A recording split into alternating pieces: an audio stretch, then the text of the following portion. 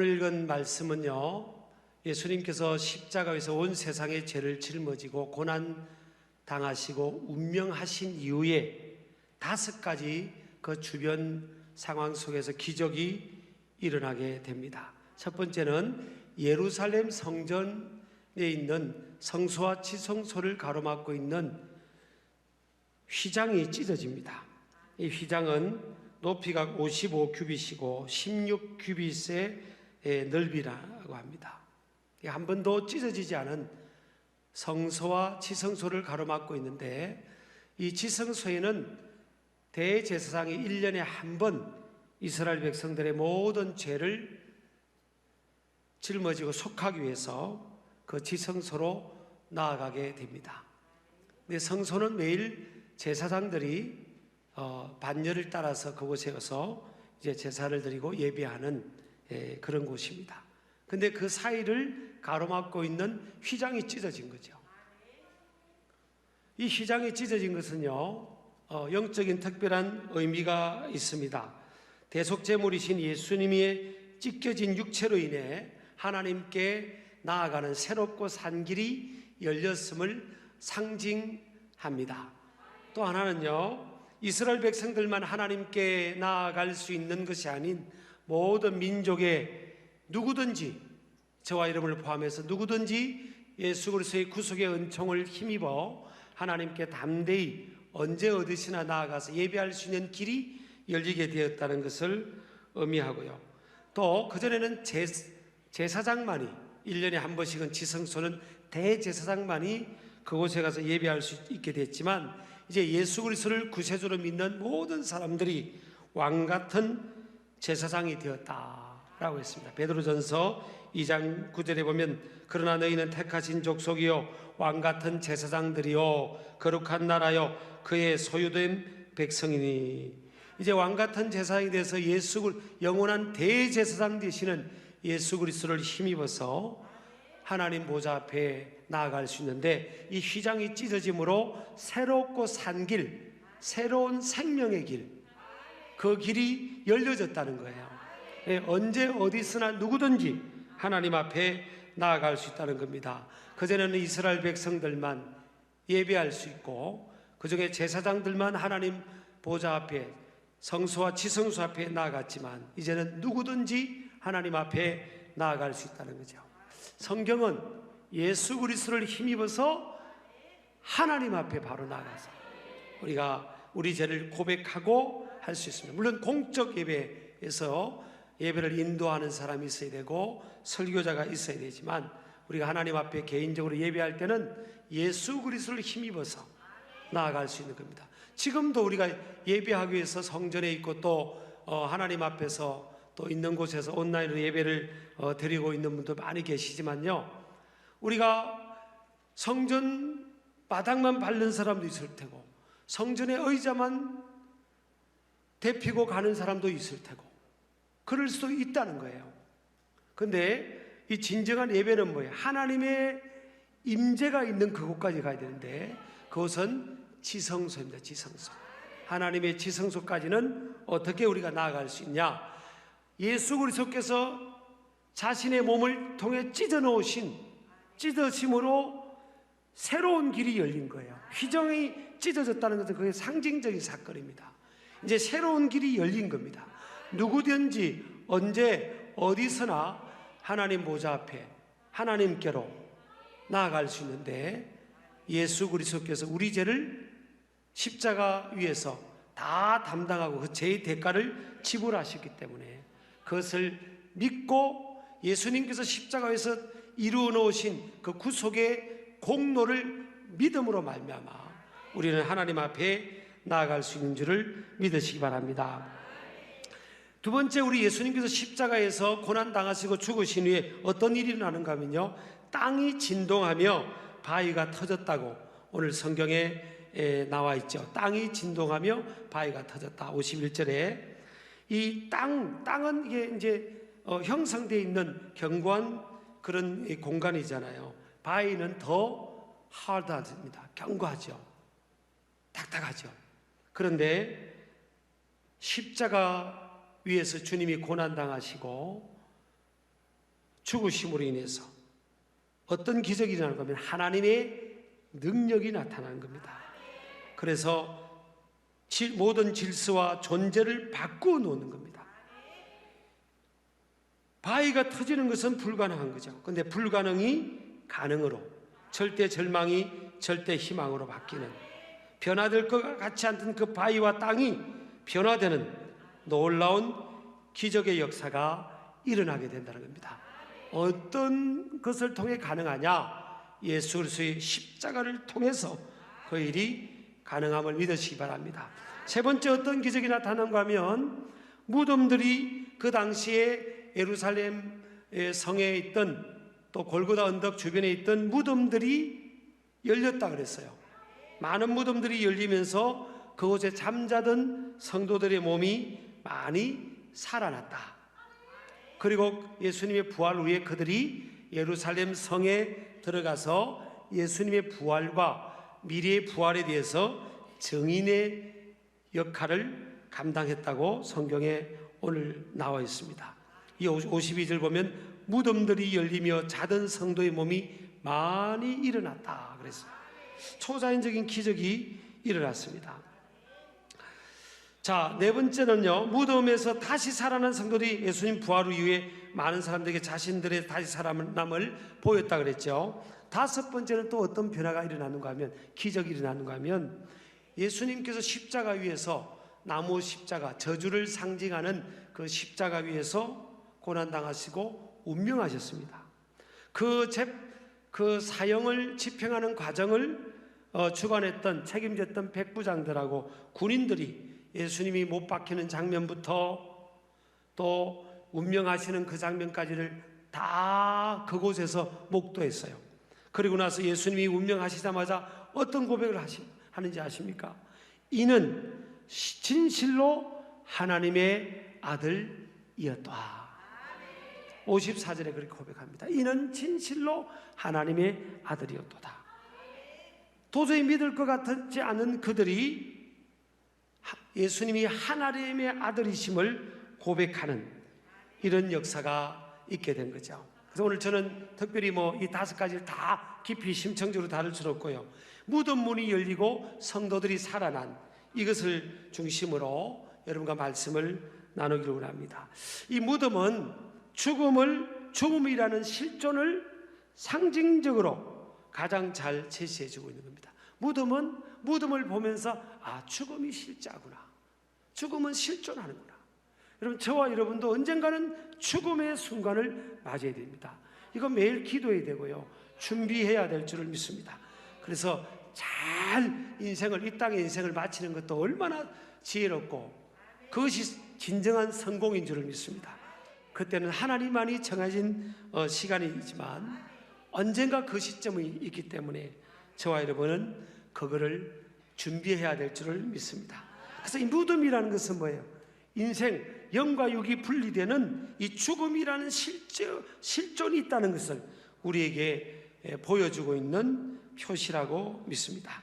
상징이라고 믿습니다. 두 번째, 이 죽음은요, 무덤을 통해 우리가 죽음을 생각하는데, 이 죽음은 절대 절망, 따라합시다. 절대 절망과 절대 한계의 실존적 실제입니다. 죽음은 인간에게는 절망입니다. 우리가 믿음의 영역을 떠나서 죽음은 믿음이 없는 사람들에게는 절대 절망이고, 죽음의 영역이 딱 임하면 인간의 힘으로 할 수 있는 것이 아무것도 없는 상황이에요. 그래서 인간은 누구든지 죽음을 극복한 사람도 없고 죽음을 피해갈 사람도 없는 것을 우리 알아야 될 것입니다. 그래서 죽음이라는 이거 앞에 이 무덤을 상징하는, 무덤을 통해 우리에게 이 실존적 이 개념, 이 죽음 아닙니까? 이 죽음은 절대 한계와 자신의 무능을, 인간은 참 무능한 존재다, 나는 한계가 있는 존재다, 그런 것들을 우리가 깨닫게 되는 거예요. 이 죽음을 정확하게 직면하면 깨닫게 되는 겁니다. 그래서 죽음은 아무도 지금까지 극복하지 못한 사람은 없습니다. 그래서 극복하지 못한 산이라 볼 수 있습니다. 자, 그 다음에 무덤은요, 인간에게 한없는 슬픔과 아픔을 제공합니다. 죽음은 이 땅에 머물러 있는 사람과 떠나가는 사람과의 분리와 이별을 말하기 때문에, 의미하기 때문에 한없는 슬픔과 아픔을 제공합니다. 그래서 무덤은 절대 희망의 길을 완벽히 막는, 차단하는 절대 절망의 최후 마지노선이다 라는 것입니다. 또한 무덤은 인간이 정복할 수 없는 절대 불가능의 아성이다. 그런데 이 무덤이, 예수님이 십자가에 고난당하시고 운명하시는데 이 무덤이 열렸다는 거예요. 여러분, 이건 상징적인 게 아니고 실제 그 일이 일어났어요. 이 무덤이 열렸다. 이것은 뭘 의미하는가? 예수 그리스도의 부활을 예표합니다. 네 가지 의미 중에서요, 무덤이 열렸다는 것은 이 고난당하신 예수님께서 부활하실 것을 예표하는 것을 말하고, 또 하나는 예수 그리스도의 재림시에 주 안에서 잠자는 수많은 구원받은 성도들의 부활의 약속의 표이기도 합니다. 데살로니가전서 4장 6절에 보면 그리스도 안에서 죽은 자들이 먼저 일어난다 그랬습니다. 저는 예수 부활, 우리 성도들의 부활을 믿는 목사입니다. 예수님이 공중 재림하실 때 죽었던 예수 안에서 잠자는 그 구원받은 영혼들의 이 흙으로 돌아간 육신도, 썩어서 흙으로 돌아간 그 육신도 썩지 않는 마음으로 부활하게 되고, 어린 양의 공전 잔치에 참여하게 돼서 그 영광을 누리게, 영생 복락을 누리게 되는 것을 믿습니다. 세 번째, 예수 그리스도의 십자가는 죽음의 권세를 깨뜨리는 하나님의 능력이 됨을 이 무덤이 열리고 그 안에 잠자던 성도들이 살아난 것을 통해서 증거하고 있습니다. 아, 십자가 죽음이 끝이 아니라 오히려 하나님의 능력을 끌어오는 것이구나 하는 것을 우리 고린도전서 1장 18절에 보면 십자가의 도가 구원을 받은 우리에게는 하나님의 능력이라는 겁니다. 멸망하는 자들, 믿음 없는 사람, 믿지 못하는 사람은요, 십자가 이 붙들고 살아가고 십자가의 복음을 전하고 뭐 전도하고, 오늘도 어떤 분은 우리 교인 중에 전도하고 택시 타고 전도하고 오다가 전도하고, 이게 안 믿는 사람 입장 볼 때는 왜 교회 다니는 사람은 왜 전도하고 왜 자꾸 교회 가자고 하고 그러냐, 왜 어떤 종교는 그렇게 안 하는데 왜 그러냐 그러죠? 그리고 왜 자기들만 구원이 있다고 그러냐? 여러분, 진리가 예수 그리스도가 진리고 인생의 구원의 문제, 생명의 문제는 예수 그리스도밖에 없기 때문에 그런 겁니다. 여러분, 진리를 알고 안 믿는 사람이 지옥 불구덩으로 걸어가고 있는데 그것을 침묵하고 있고, 내 가족이, 내 형제가, 내 이웃이, 내 자녀들이, 내 부모가, 내 배우자가, 내 동료가, 내 친구가 지금 지옥 불구덩으로 걸어가고 있는데 그걸 보고 있는 사람이, 진짜 믿는 사람이 그렇게 보고 있을 수가 있겠습니까? 보고 있다는 것은 그것은 믿음에 대해서 캐션 마크인 거죠. 네 번째로, 여러분, 무덤 문이 열리고 성도들이 살아났다는 것은요, 예수 그리스도께서 잠자는 자들의 첫 열매가 되심을 증거한 겁니다.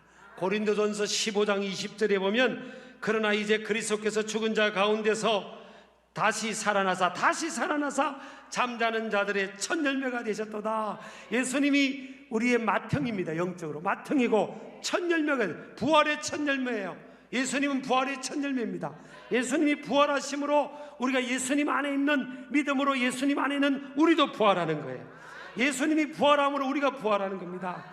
무덤이 열리고 성도들이 살아나는 그 기적의 사건을 통해서 하나님께서 우리에게 그것을 가르쳐주고 있는 것입니다. 그럼 무덤이 오늘 어떻게 열렸냐? 언제 어떻게 열렸냐? 예수님께서 십자가에서 죽으심을 통해 무덤이 열렸습니다. 자, 여러분, 죽어야 부활하는 겁니다. 십자가가 없는 부활이 없습니다. 고난을 통해서 노 크로스 노 크라운입니다. 십자가 없는 부활이 없어요. 십자가가 없는 영광이 없습니다.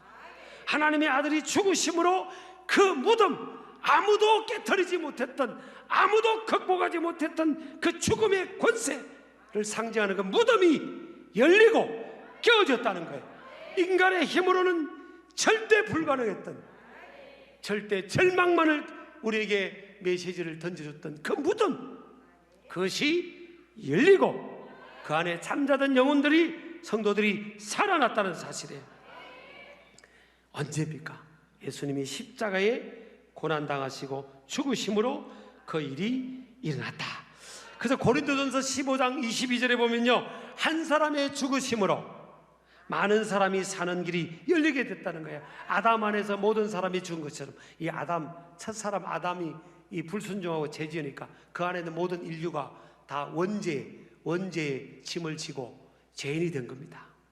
그 죄로 인해서 인간에게는 죽음이, 생명나무에 접근을 하지, 창세기 3장 24절 생명나무에 접근이 금지가 됐잖아요. 죄 때문에 거룩하신 하나님의 생명나무에 접근할 수가 없게 된 겁니다. 그런데 첫사람 아담의 실패했지만 이제 예수 그리스도 안에서 모든 사람이 뭘 얻는다고요? 삶을 얻는다. 마지막 아담인 예수 그리스도를 통해서 모든 사람이 여기 삶은 뭐예요? 생명, 영생, 영원한 생명을 얻게 된다라는 겁니다. 여러분 믿으시기 바랍니다. 자, 어떻게 이것이 이루어지게 되고 이것이 실현되게 된 거죠? 예수님의 죽으심으로, 하나님의 아들의 죽으심으로, 하나님의 아들이 죽기까지 순종하고 복종하심으로 이 길이 열린 겁니다. 구원의 길, 생명의 길. 사단 마귀는 예수님이 하나님의 아들인 것을 알았습니다. 마태복음 4장에서부터 공생의 사역하기 전부터 예수님을 네가 하나님의 아들이면 나한테 굴복해라, 저 위에 성에서 뛰어내려라, 이 돌을 떡으로 만들어 먹어라, 그러면 내가 네가 원하는 거 다 해줄게. 사단과 그 무리는 어떤 생각을 가졌겠습니까? 예수님의 공생의 사역을 보면서 저 하나님의 아들을 묶어야 된다, 죽여야 된다, 그래야 이 사단의 나라가, 세력이 무너지지 않는다, 그렇게 생각했잖아요. 그 사단과 그 세력은 군중을 동원하고 종교 지도자들 동원해서 예수님 하나님의 아들을 결박했고 결국 십자가에 못 박는 데까지 성공합니다. 그래서 하나님 그들의 의도대로 하나님의 아들이 저항하지 않고 그 십자가에서 죽음을 받아들입니다. 여러분, 하나님의 아들이 완전히 실패하고 완전히 진 것처럼 지금 보이는 상황이 됐어요. 근데 여러분, 이 십자가는요, 그 당시 십자가에 매달리는 사람은 저주받은 사람이었어요. 사형수들 중에서 최고로 극악무도한 사형수를 사형시킬 때 사용하는 그런 시스템이 나무 십자가에 매다는 거였어요. 하나님의 아들 메시아를 가장 저주받은 상징인 그 나무 십자가에 매달려서 못 박아서 죽일 때 그 사단과 그 세력들의 이 승리의 쾌재를 부르는 그걸 상상해 보십시오. 그리고 예수님을 따르던 그 제자들의 절망감, 낙심, 낭망, 그래서 그 중에 엠마오로 가는 두 제자는 또 낙심해서 고향으로 돌아가는 그 모습도 우리 성경에 만나보았지 않습니까? 근데 여러분, 사람의 생각하고요, 하나님의 생각하고 다릅니다. 우리는 하나님의 깊고 오묘한 생각을 다 알 수 없어요. 사람들은 최고로 수치스럽고 저주라고 생각하는 그 나무 십자가에 하나님의 아들이 매달리는 그 사건을 통해서 하나님은 온 인류를 구원할 놀라운 신묘막측한 오묘한 그 계획을 진행하고 계셨다는 사실이에요. 사단 마귀는 자기들이 하나님의 아들을 결박해서 죽인다고 생각하고 자기들이 승리한다고 생각하는데 하나님은 그 너머까지도 하나님은 선용하셔서 십자가를 통해서 온 인류의 죄의 문제를 해결하고 구원의 문, 또 진리의 문, 생명의 문, 영생의 문을 열어놓은 것을 믿으시기 바랍니다. 오늘 보세요. 백부장 그리고 예수님을 지키는 자들이 무슨 고백합니까? 54절에 이는, 예수님이 운명하시고 나서 고백입니다. 이는 진실로 하나님의 아들이었도다. 아니, 예수님이 죽으셨는데 이런 고백이 나오는 거예요. 이거는 우리가 생각하는 거 다르잖아요. 예수님이 거기서 막 파워 있게 살아나셔서 그냥 다 못을 다 보고 머리 가슴 혈관 다 그냥 내려놓았을 때, 그때 와, 저분이 진짜 보통 분이 아니구나 이렇게 생각할 거라고 생각하는데, 사실 예수님이 운명하시고 나서 무덤 문도 열리고 그 지키던 백부장과 사람들이 신앙 고백도 나오고요. 예수님의 십자가를 억지로 짊어지고 그곳까지 그 나무 십자가를 이동했던 구레네 시몬, 시골로부터 왔던 구레네 시몬도 나중에 그도 회심하고 그 아내도 회심해서 그 아내가 사도 바울의 신앙의 어머니가 되잖아요. 사도 바울이 어머니라고 고백하는 로마서 16장 13절에 루포의 어머니에게 문안하라. 그 어머니는 곧 내 어머니라 그랬잖아요. 여러분, 십자가입니다. 이게 하나님의 역사, 구원의 역사, 하나님의 능력이 이끌어 우리 삶의 현장에 끌어오서 회심이 일어나고 변화가 일어나는 것은요, 그래서 저는 교회가 세상으로부터 핍박을 두려워할 필요 없습니다. 여러분, 언제 우리 믿음이 제일 건강했죠? 사실은 가문에서 나 혼자 예수 믿을 때, 나 혼자 하나님 믿을 때 몰라주고 오해받고 참 외로울 때, 그때 우리 믿음이 오히려 꺾이질 않았어요. 다 어리머지하고 하나님 우리 가족들 다 구원시켜달라고. 그게 여러분 십자가의 방법입니다. 여러분, 이거 고난주간입니다. 고난주간. 제가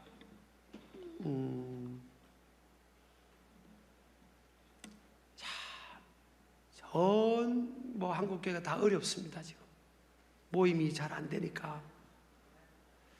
근데 또 가장 어려운 교회가 상가교회입니다. 상가교회. 상가교회는 지금 월세를 못 내는 거예요. 교인들이 몇 명 안 되는 데다 몇십 명밖에 안 되는데 겨우 끌어오는데 그나마 교인들이 안 모이니까 너무 어려운 교회들이 많은 겁니다. 그 교회들을 세상이, 정부가 책임지지도 않습니다. 예배 드리지 말라고는 그렇게 해놨고 책임을 안 져요.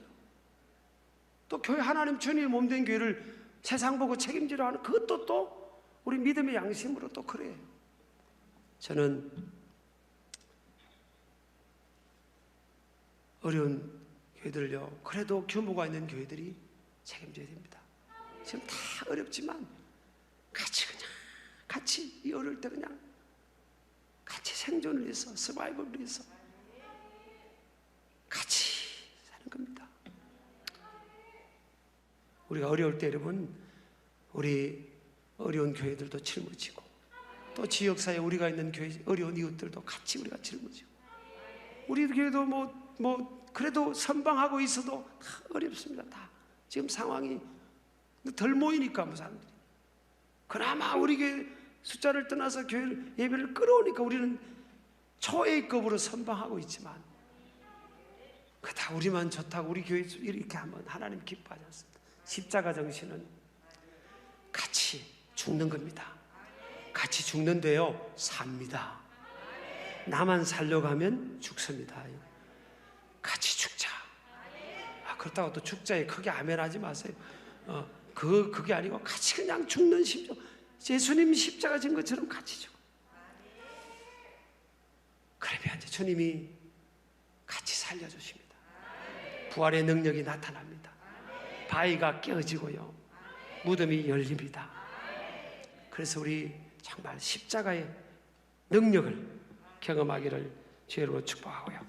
또 우리 신앙도 이제 고난주간을 말해서 좀 추스립시다. 우리 바이러스가 아무것도 아닙니다. 어저께도 팍스뉴스 보니까 God is bigger than virus 그러더라고요. 하나님은 바이러스보다 더 크시다고. 어떤 분이 간증을 해요. 간증. 코마 상태에서 돌아가실 뻔했던 분이 그 간호사들이 기도하고 해가지고 살아난 그 간증이 있는데, 그거는 오늘은 뭐 제가 다음에 오늘 한번 보여드리도록 하겠습니다. 하나님 살아계십니다. 예.